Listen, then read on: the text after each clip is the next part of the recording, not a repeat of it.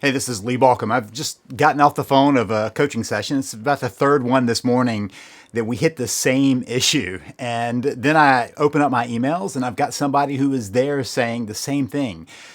And I'm afraid that you might fall into the same trap, and that is the I can't trap. So, what I want to talk about today is how you can find the pace of the can'ts so you can deal with them in your life. Because here's the thing, I know you probably know me as a marriage coach, but if you look over my shoulder, I've got a couple of books. One is about the immutable laws of living, like these laws that we violate and we don't realize we're doing it, but get us into trouble. But if we follow them, it's how easy life can be. The immutable laws of living. It's kind of like finding your way to follow the current rather than fighting the current. And then I also wrote a book about Thrive principles. And these are different principles that you can put into your life to help you understand, because part of my goal is to make sure you're thriving, not just in your marriage, but in all of your life. And so today we want to face the can'ts. There are actually 4 can'ts that exist in your life. And you need to know about which one you're saying when you say, I can't. So in both of the coaching sessions, we got to this point where the person said, I just can't do anything. To which I named about 6 things each person could do. There were a lot more going on in my mind, but I just wanted to give them 6 things they could do. Then when I go to my email, there's this person saying, I can't face the technology to use your system. And you know what's required of my technology? Opening a link, tapping it if you're on a phone or a tablet, clicking it with a mouse if you're on your computer. So when I hear those, what I recognize is there's something else going on when people say, I can't. So I want to talk about these 4 can'ts. And I said, pace yourself through the can'ts because PACE is the acronym I want to use. There are 4 pieces of this can't puzzle, and many times it's the last one that people fall into. So let's get started with these different can'ts. The number one is P, physical limitations. These are the ones that, there is some reality to it, right? So if you say, I can't fly by sprouting wings out of my back, that's probably true. It's highly unlikely that you or I can suddenly sprout the wings. I'm not going to say it's impossible because maybe somebody out there can, but I'm pretty sure it's not possible. Okay, so that is a physical limitation. Or you say, I can't be 7 feet tall, right? And so physical limitation. Or if I say, I can't play professional basketball, it's a physical limitation. And no matter what I do, I'm not going to get in good enough shape to make the team. Now, let's just say that there are also degrees of this. So if I were to say, I can't be on, the NBA, could I get better at playing basketball? Yeah, I could. So I could have a physical limitation that keeps me from something, but is not an absolute limitation, right? So maybe I would say, I can't be a heavyweight boxer. No, but could I go to boxing class and learn to box? Yes. So you notice how even this can't has some limits to it. So let's kind of go with some, like, for instance, I can't defy gravity. I've tried many times in my life. I've got scars on my body to prove the many times that I have failed to defy gravity. I've tried, I have failed. I can't defy gravity. But I've been hang gliding, which is a way of using gravity to kind of avoid coming down for a while. I've been parachuting before. And so again, it's not that I defied gravity, but I was able to slow down the process of gravity. Maybe I could book a flight on one of those parabola flights where I could defy gravity momentarily, right? So even there, we could argue whether it is truly impossible or it's just that on a normal day in a normal situation, you can't do it. So the first one is a physical limitation, and there are absolutely physical limitations. I can't do some things as I grow older, right? But that doesn't mean I can't do lots of other things, right? And so the I can't based on physical limitation. There's some reality to that. The second one, A, is for age or timing constraints, right? The A is age or timing constraints. So if you're talking to in most states, at least in the United States, a 14-year-old, they can't drive. It's not that they won't be able to down the road, likely, but they can't right then because of the age restriction. Or they can't legally go buy alcohol because there is an age restriction, right? There's some pieces of that are just true. And so there are times in our lives when we're faced with that. And it's at both ends, right? So you can say at some point, I can't live forever. There are age and timing constraints to that. So these age and timing constraints come both by age and the timing. Like maybe you can't do something because the timing is not right for that. Maybe, for instance, while you're working on your marriage, you can't build the connection because you have to be overseas or you have to be involved in something else or something else is going on. And so the timing is off. Maybe a spouse is distracted by something else. You can't make progress because new child in your life or some other incident or illness in the family or something else keeps that from happening. It's a timing issue. So age and timing, sometimes the age you age into it, age out of it, sometimes it's waiting for the right timing. So when I hear people say, I can't do that, many times my question is, right now? You can't do it right now, right? So that's a different question. And related to that is the C. C is capacity restrictions. Capacity restrictions. I don't have the capability right now. This is one that I see all of the time when I'm working with people on saving their marriage. They don't have the capability right now. So part of what I have created in my programs is a way of gaining the knowledge, gaining the capacity to do that. So sometimes people will come to me and I'll talk through and realize that part of what's happened is they don't have the knowledge base, they don't have the training, they don't have the understanding to interact in different ways than they have.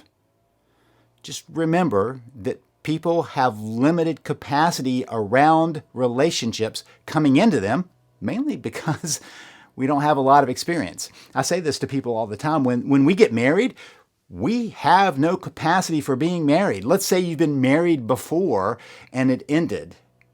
Well, you didn't have the capacity of working through that. You didn't have the understanding of that. In your current marriage, you might not have the capacity, but guess what is true about capacity? You can gain it. We are learning, changing, growing creatures. That is what humans are from birth to death. We have the capacity of changing our capacity. We have the capacity of expanding our capacity. It's built into us as long as we're willing to do it. So for instance, let's just go for a couple of personal examples. When I went to my first class in jiu-jitsu years ago, I didn't have the capacity of standing up to the other people in class, of winning that. Maybe I had watched some videos and I had some vague notion about that, but did I have the capacity to actually do it? No. But I was there to build capacity, right? And so part of what I was doing was trying to learn the pieces to add the capacity so that I had the capability of taking on the other people in the class. That was the whole framework. Same thing recently with pickleball. When I started playing pickleball, did I have the capacity of playing a good game? No. Now, I've watched a lot of people come into pickleball, and some of them have very little capacity at the beginning because they maybe haven't held a paddle. Their capability level in playing was low. Some of them came in with a tennis background or a badminton background or, a racquetball background, kind of like I did, or a ping pong background. And so they had some capacity already that they could add on, and their capability grew a little faster. But everybody comes in with a limited capacity if they've never played. Doesn't that make sense? Every time you enter into something new in your life, you are going to be at a reduced capacity and you're there to add your capacity. It's one of the things that I watch with people that I'm astounded when they are frustrated that they are not better at something at the beginning of something when there's no reason for them to be better at something at the beginning of something. That's the whole point. It's the same in marriage. At some point you can say, I'm not equipped for this and I have to figure out how to do it. That's where the information comes in. That's where you can gain your capacity. But if you're saying, I can't do it, and missing the fact that it is really about gaining capacity, and you say that to me, I'm going to say to you, yet. I love adding that. When people say, I can't, I'll often say, yet. Now, there are some times when it is clear that something is so injured it's going to be very hard to bring back. The relationship is so damaged it's going to be hard to bring back. Impossible? I don't see that very often. So part of what I'm doing here is challenging when I hear people say, I can't, which leads us to the last one, the one that I find most damaging, and the one that I try to address with people when they're in coaching to help them look at that. And that is the E, the emotional or the willingness barrier. Let me say it a different way. I can't is actually I won't. They're choosing not to do something. It's not that they can't, but what we do as humans is we give ourselves kind of an excuse, an out. And the out is, oh, I can't do that. And it's really, I won't do that. I can't go through the struggle of this, is I won't go through the struggle of this. I can't make headway is often I won't make headway. And then we step back and recognize that you could say, I can't right now because I don't have the capability, the capacity. It's not time, right? Or some other piece, but are you willing to step into that? If it's a physical limitation, which is rarely the case when you're trying to save your marriage, I mean, physical limitation, I don't worry about it. It's just a given, right? If I were to say, I can't defy gravity, well, big deal. There are lots of other things I can do in life using gravity, so I don't have to get caught up in an impossibility. I can't grow wings. That's okay. I can step on an airplane. I can get on a hang glider. I can do lots of other pieces of that puzzle, right? And I don't have to face the impossibilities. So forget about the physical limitations. Toss them out the window. It's just an interesting kind of thing to say, I can't breathe underwater. Well, I can scuba dive, so I can use technology to even allow some things that you can say, I can't do that just without any help, right? So we don't worry about that one. The second one, a timing issue. Sometimes it is a matter of waiting for the timing, and that doesn't mean you're doing nothing.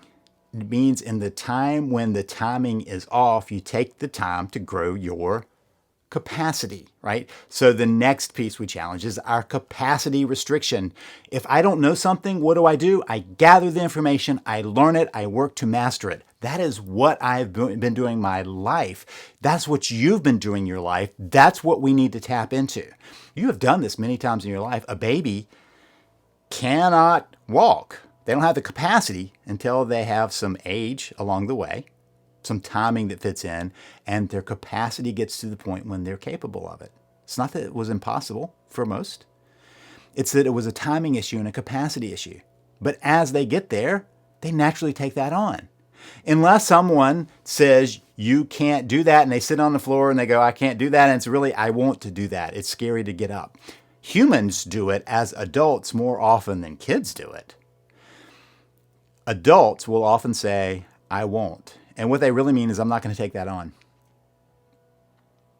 And so they'll say, I can't. And in reality, they're just hiding behind the can't with a won't. I won't do that. Now, I am okay if somebody says, I won't do that. I won't do the work to save my marriage. That's fine. I'm okay with that. I just want you to be clear that if you're saying, I can't, that you acknowledge it's really I won't, or you change your capacity. If you've been saying to yourself, I can't do that, and you really stare in the mirror and say to yourself, no, it's I won't do that, then you can ask the question, maybe I need to expand my capacity. Maybe I need to make sure of that. And that's really the point of this. We want to be clear with ourselves. What is the can't? Physical limitation? Don't worry about it. Move on. Aging or timing constraint? Wait for the timing to change, but work on it in the meantime to do what you can. Capacity restriction. Expand your capacity. We all have that. If it's I can't that's really an I won't, be honest about that. Be clear about the fact that what you're saying, I can't, is really an I won't. Be honest with yourself. But if you recognize that you have been saying, I can't, is an I won't, but you don't want to be in that camp, then let's expand your capacity. If I can be of help, you can find me at savethemarriage.com. That's savethemarriage.com. This is Lee Balcom wishing you the best for a thriving life and a thriving marriage as you work to save your marriage.